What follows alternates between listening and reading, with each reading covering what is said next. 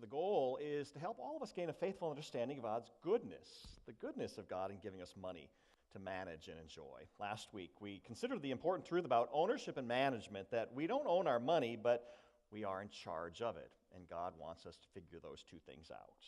The truth is that God does own all things, including our money, but we have this holy and important task of being managers of it. God gives us money to enjoy, to secure our basic needs, to bless others through how we manage it. And yet, for many people, money is a source of stress.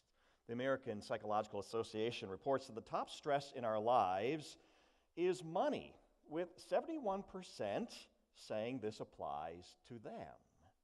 Maybe some of the stress comes from the fact that money can sell and buy so many things these days. Human eggs and sperm are for sale. We pay kids to get good grades. You can even sell your forehead for advertising space. True story, Kari Smith auctioned her forehead on eBay for $10,000, and a Canadian internet gambling company bit. Today, we're diving into what it means to manage our money the best we can to avoid stress and find some stress relief. And so the first thing we have to face is this. We all have a choice with our money. We can control it, or it will control us. Like never before, you have to know your values, or the choices that you make with money will be defined for you. One research firm states that we're exposed to up to 3,000 money messages every day. Every time you pass by a label in the store, all those ads in your mailbox, those labels on the clothes you were wearing, and I was watching the kids tonight, every one of them has a label out there for me to see. They all possess a money message. In having a choice with money, I wonder where you learned to handle money. Who taught you? Who taught you about money choices? Did you learn it at home?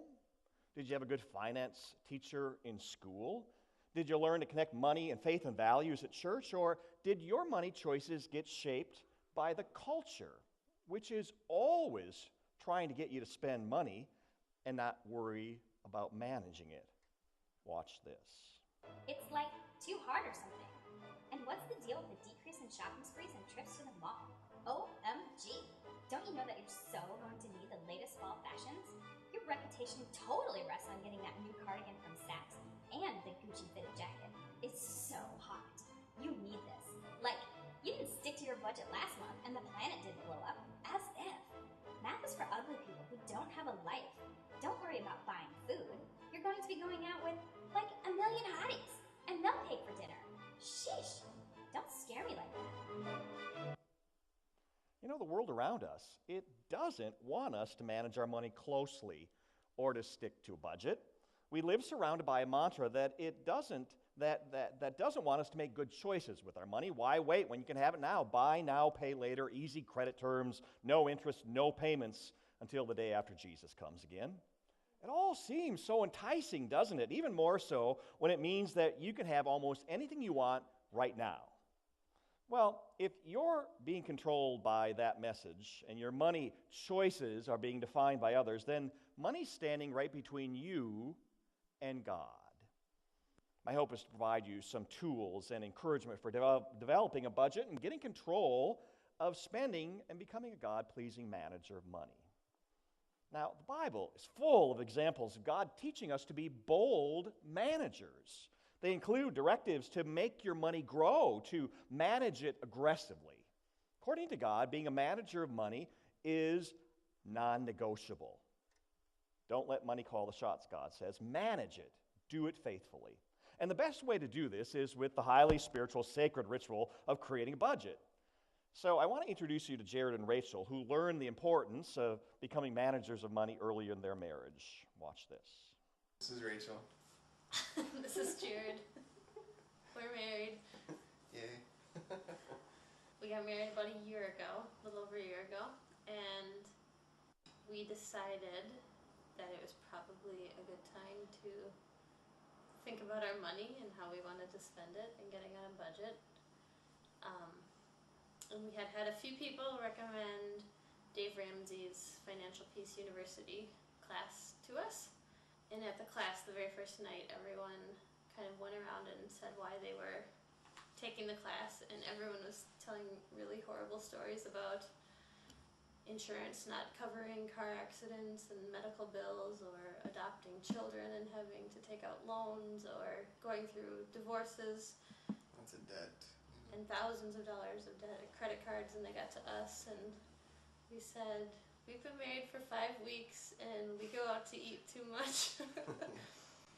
So we need a budget. Yeah. um, And everyone clapped. It was fun. Like my backstory with money is, my family. It was never really talked about with us, but it was more talked about in the sense of the money worries and the troubles that we had with not being able to pay for things. I knew you could have a plan for money, but I didn't really know what that should look like or what to do with it. So the class that we took really gave that to us, and it was funny because when we did our first budget, first thing we realized that we wasted a lot of money, and we did the budget. One of the things that we learned in the class is if you do a budget, it's like giving yourself a raise, and it's really true that we just realized how much money was going out the door that we could have been saving. And so instead of what the budget did for us is, instead of money controlling us, we started telling money where it should go. the amazing thing about once we finally went on the budget was we suddenly had much more money than we've ever had before, and it's not like we make a ton of money, and we were limiting our spending, but suddenly we felt like we had all this money even though we were spending much less, which was really freeing for us because we were watching our savings account go up and watching our debt go down and still feeling like we had plenty of money. It's estimated that 40% of American families have a budget, but it's worth the effort, I think. Lutheran Social Services offers free budget and debt counseling. You can access it via phone. You can do it with them online. It won't cost you a cent. In developing a budget, you'll define some goals that combine with your faith and your values in God. Now, there's this verse in Proverbs that says this: the wise have wealth and luxury, but fools spend whatever they get. And life can be a whole lot less stressful when we plan and when we manage. And in building a household budget, God doesn't promise you're going to be rich, but God does have some goals for how you manage money. They're all over the Bible, and here are a few of the goals God sets for us in managing money. Number 1, live free from unsecured debts. Romans 13 puts it very clearly: owe no one anything except to love each other. The magnitude, though, of unsecured debt is a huge issue for all kinds of Americans. The average household credit debt, there you see it, $15,607. It's the third largest source of household indebtedness. Only mortgage and student loan debt markets are higher. I wonder if you've ever looked at your credit card statement and you've noticed that calculator on it somewhere, like usually it's on mine on the first page, that shows how many years it will take and how much interest you'll pay if you only pay the required minimum payment each month. Unsecured debt, it robs us of the ability to use our income for good things right now. Unsecured debt takes away the ability to gain some control over money and to be good managers of it today. The second goal is building a savings equal to 3 to 6 months of your income and then investing it responsibly for your future. 1 Corinthians says it, on the first day of every week, each of you is to put something aside and store it up. I know the idea of having a savings account seems impossible for some people. I remember a day when I busied myself praying that my car wouldn't break down because I had nothing saved to pay for any unexpected repair. But as I look back on that, I wonder what I was thinking, that if it did break down, that God would pay for it? God, in giving us money to manage, also wants us to engage our brains, planning ahead, doing that work of saving as a God-honoring effort. Then, in developing a healthy savings account for the unexpected as well as for the future, I think that's part of being a good manager and a faithful follower of Jesus. Now, I'm part of the 76 million baby boomer generation, and my generation is coming into those retirement years. And by all forecasts, the baby boomers are going to overwhelm all the healthcare system of this country and fill up the long-term care facilities in the next 30 years. Now, Doesn't take long to think about the fact that Medicare isn't prepared to handle this, and Medicaid, which pays for long-term care if you can't pay for it, is nowhere close to being able to cover the costs ahead. So, these are huge issues for this country of ours, and rather than expecting someone else to pay for these things, or expect that the government will take care of us, having a savings is a faithful goal for today. Making that goal now of saving 3 to 6 months of your income can extend God's mercy to other people, especially to those people who have to live with you when you get stressed about money. The goal, return first tenth of your income to God in gratitude. Deuteronomy 16, all must give as they are able, according to the blessings given to them by the Lord your God. So the next time you have some money in your hand, I want you to take a good close look at it. What does it say on that money? Who knows? What's it say? In God we trust. And let that statement confront you every time you hold some money. I used to be content to think that if each month I was able to pay the rent and the utilities and the car insurance and the student loan payment and save a little bit for the future, then I'd give something to God. But God says on our money, it's a matter of trust. Trust that God has your back. So making a goal of giving 10 cents of every dollar you earn first to God, and then trust that God will bring other things along in your life too. Finally, after all those other goals, live contentedly on the rest of your income. Matthew 6, Jesus says it wonderfully. Do not worry about your life, what you will eat or drink, about your body, what you will wear. Is life not more important than food, and the body more important than clothes? After setting these goals of getting out of credit card debt, of building up some savings, of giving 10 cents of each dollar to God, we have this final goal. Live contentedly on all the rest. All of it is up to you for your management discretion. Learn to live on what you earn and not within what you yearn. When you do, you will experience a peace and a joy that cannot be taken away from you. Here's more from Jared and Rachel.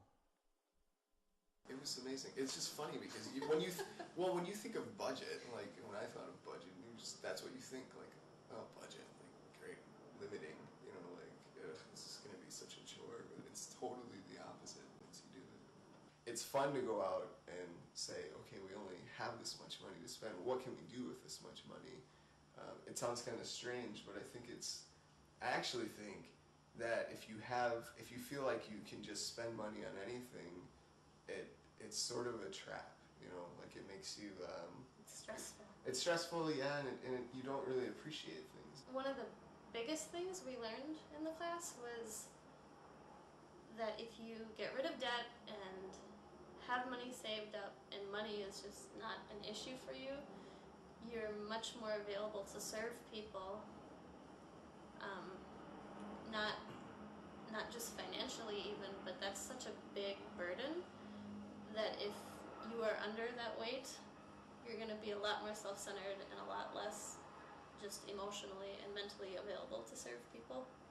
In my faith journey, I used to think, money, we always say money is not important, and in one sense that's very true, but in another sense, we have to be able to provide for ourselves too, and so I think when you start to take control of your money, you start to worry about it a lot less, and then that really does free you up to allow God to tell you what to do, basically, instead of your money. Yeah, I think it allows you to listen for what God is saying.